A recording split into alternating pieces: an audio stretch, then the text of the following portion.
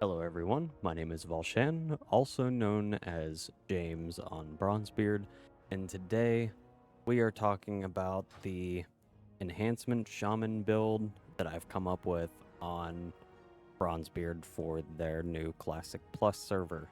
So this comes out on October 3rd, completely for free, so check it out. So, talents-wise, I just kind of threw some things together. I'm still kind of getting a little bit of the hang of this, but I wanted to reduce our threat gen since we were doing quite a bit. We're also going for more melee haste, a little bit more damage. Wanted to increase our expertise. This is primarily going to be a single target build. This build is specifically to be used with Nightfall. Um, this is honestly a pretty solid build. So those are our talents.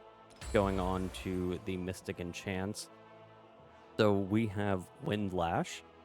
This makes Wind Lash hits an extra time, as you know Wind Fury does, but Wind Lash turns our Lava Lash into Wind Lash, where it strikes your target twice.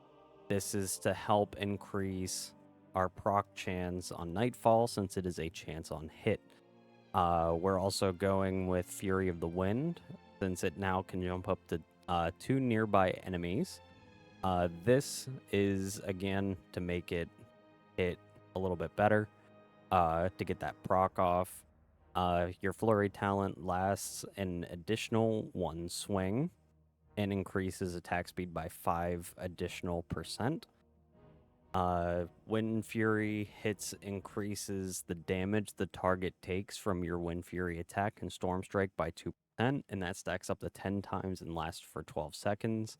And then we also have Electric Surge, which casting Lightning Bolt or Chain Lightning triggers the highest known rank of your Flurry talent, which increases our attack speed. And then we go with Glyph of the Wind Fury weapon, which increases our chance per swing for Wind Fury weapon to trigger by 2%. Glyph of Chain Lightning causes our Chain Lightning to hit 1 additional target. Totemic Focus, which just reduces the cooldown of totems by 25%. We do have Windwalk Totem. Just kind of increases movement speed for everybody in the party or raid. We go with Elemental Warding for a little bit of tankiness.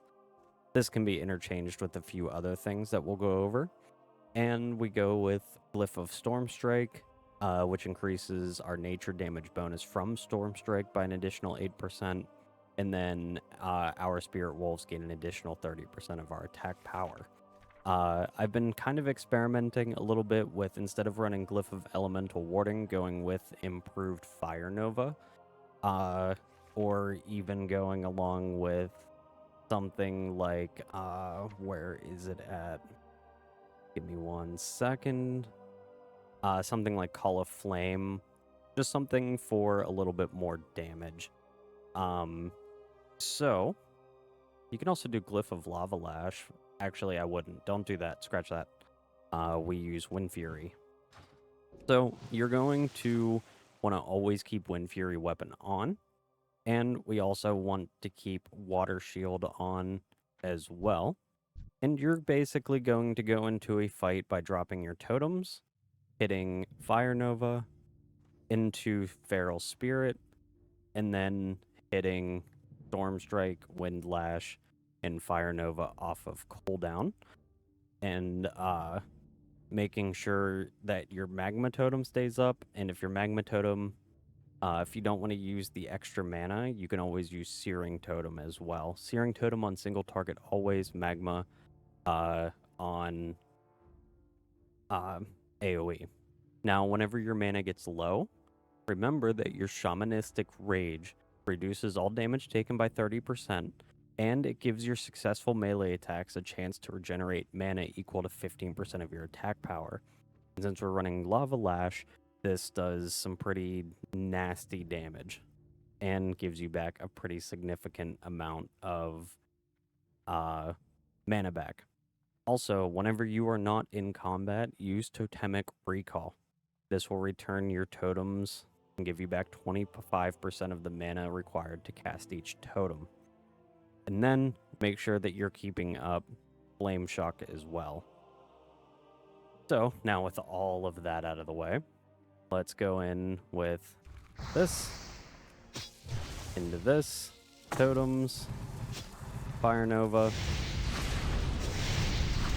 and then Chain Lightning on procs for these. Now my Nightfall is going to proc quite a bit here, since I am doing some damage, and I'm hitting a lot of enemies at once. And if your Chain Lightning is on cooldown, feel free to use Lightning Bolt as kind of like a filler. And you can see I'm at half mana right now. We'll even lower that a little bit more. We'll use Shamanistic Rage. And then we'll use our abilities here. And you can see we're actually getting back quite a bit of that mana that we have already spent.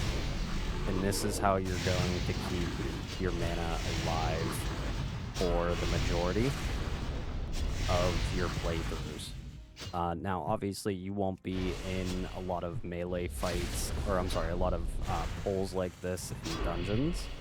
So make sure that you are kind of keeping an eye on your mana, but ultimately, you don't have to worry about it too much. The reason why we keep our water shield up is in case we get cleaved by anything.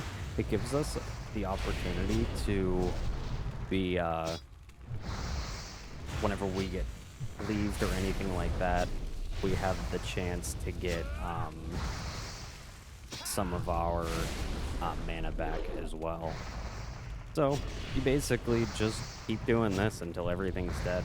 And with this build, it's kind of hard to run out of mana entirely, as long as you are keeping up with Shamanistic Rage on cooldown. And that's pretty much the whole build. And you do some pretty massive AoE damage as well. So, let's take it into a dungeon, and I can demonstrate the build here. Also, Storm Strike gives you back mana, I believe. Something like that. I don't know, maybe. Whenever I do damage with this, sometimes I get mana back, and I don't know why. It might be a talent, but, yeah. Dungeon time. Yo, we got Mythic Dead Mines. So, keep up Water Shield. Make sure Wind Fury weapon is on.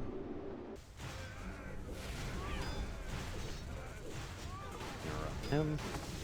We're gonna pop our Shamanistic Rage here.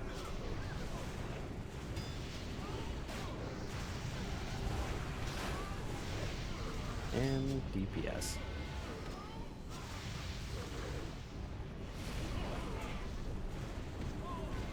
And Lightning Bolt on single target. And if you guys like that video, feel free to hit subscribe and check out our other videos, as we make some pretty cool content. Also, if you go here and you click on this link, you go to Discord. I'm going to start putting announcements whenever we upload a video so that you will know first.